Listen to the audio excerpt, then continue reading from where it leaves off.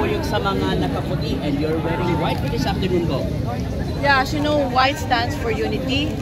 Yeah, if nakakita mo sa akong post ganina sa Facebook, I said nga I will stand by the Cebuanos for this protest, safe and peaceful protest against this flood control flood control controversy, no?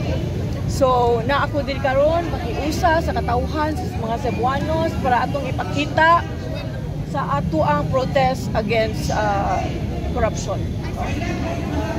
Naatay mga naasa dito. Sige, sorry. Wala pressure.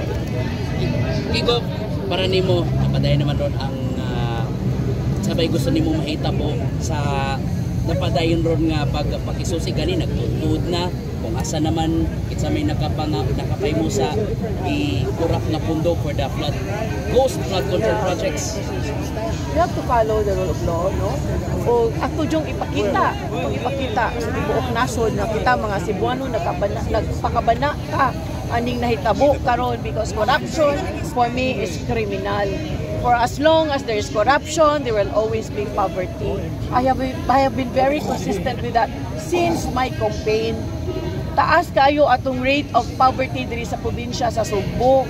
Kay walay economic activity. And it is a proven data by the International Monetary Fund na naaga ni korupsyon, taas kayo ang poverty incidence. Ug mao ni nahitabo nato karon. Walay kalambuan mahitabo kung naa gihapon ning korupsyon.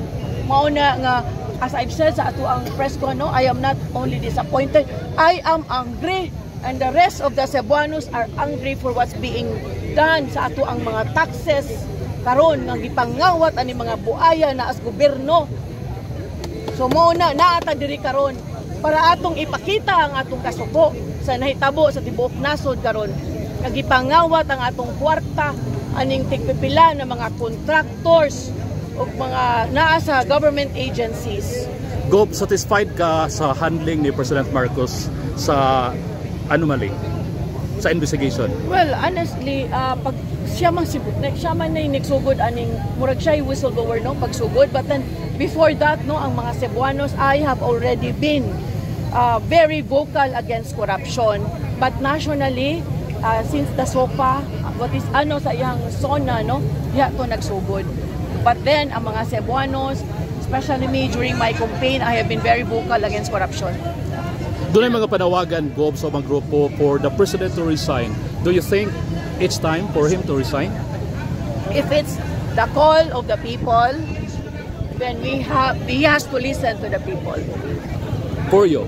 For me personally, it was, I don't think kaning corruption, no, was not handled well. Siguro from the start, jud unta, you should have made it clear na ang kaning corruption is non-negotiable. Dili pwede mangawat ning mga agencies sa atong gobyerno. So, command responsibility man gud na.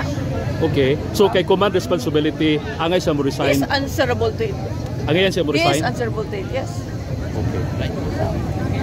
Thank you.